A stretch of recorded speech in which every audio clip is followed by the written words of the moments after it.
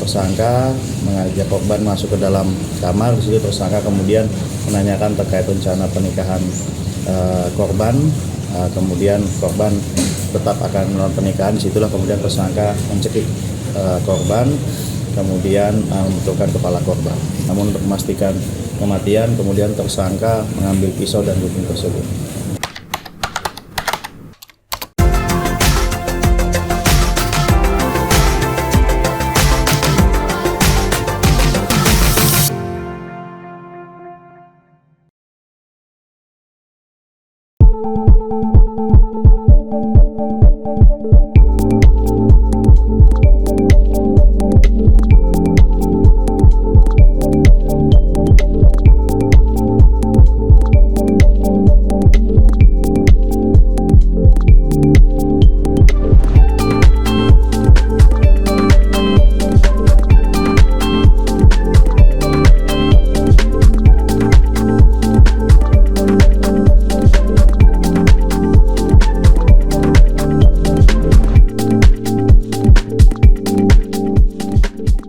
Jenazah korban kemarin sudah dilakukan otopsi oleh tim Bidokes Polda Jawa Tengah, di mana hasilnya bahwa penyebab kematian adalah adanya luka robek di leher tersangka yang mengakibatkan adanya pendarahan besar.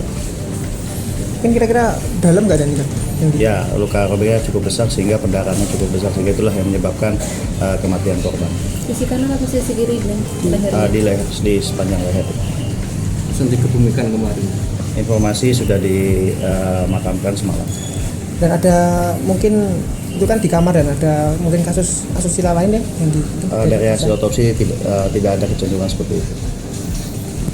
Dan, untuk tersangka sendiri sudah kami tetapkan sebagai tersangka dengan pasal 340 KUHP dan atau 338 KUHP tentang pembunuhan berencana, di mana dengan ancaman hukuman mati atau penjara seumur hidup atau sekurang-kurangnya 20 tahun. Dan waktu itu kan di rumah pelaku itu dipaksa di dalam kamar atau memang janjian di kamar atau gimana itu? Jadi ini dari hasil penyelidikan sementara yang kita dapatkan bahwa tersangka ini menghubungi korban dengan alasan akan memberikan handphone, dengan menurut informasi handphone korban tersebut sedang rusak.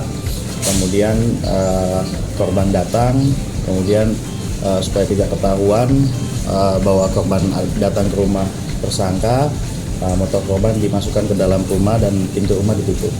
Kemudian tersangka mengajak korban masuk ke dalam kamar. Di situ tersangka kemudian menanyakan terkait rencana pernikahan korban.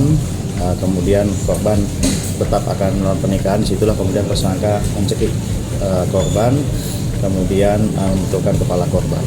Ada pengaruh miras ya, Mbak? Ya, menurut keterangan tersangka dan beberapa teman yang ikut minum dengan tersangka semalam, bahwa betul semalam sebelum kejadian tersangka mengkonsumsi minuman keras.